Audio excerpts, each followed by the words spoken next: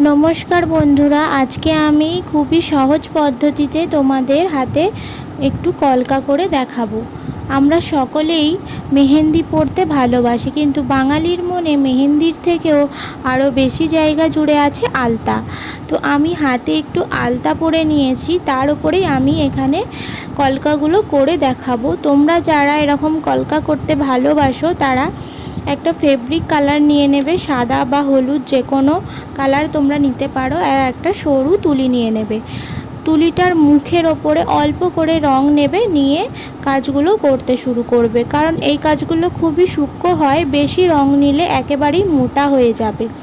আমিও বাড়িতে প্র্যাকটিস করছি, তাই তোমাদের সাথেও শেয়ার করলাম। তোমরা যারা শুরু করতে চাও তারা এরকম ছোট ছোট ডিজাইন দিয়েই শুরু করতে পারো।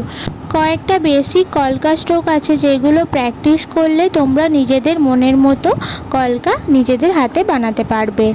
তো আমার এই কাজটা কেমন লাগছে তোমরা অবশ্যই জানিও। আর কিসের ওপরে তোমরা ভিডিও দেখতে চাও আমাকে কমেন্ট করে জানাতে পারো, আমি চেষ্টা করব তোমাদের সাথে শেয়ার করার।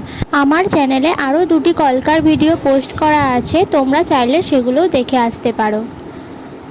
তো আজকের মতো ভিডিওটা এখানেই শেষ করলাম। কেমন হয়েছে ডিজাইনটা অবশ্যই জানিও, ভালো লাগলে লাইক কমেন্ট শেয়ার করে দিও, আর আমার চ্যানেলটি সাবস্ক্রাইব করে দিও। ধন্যবাদ।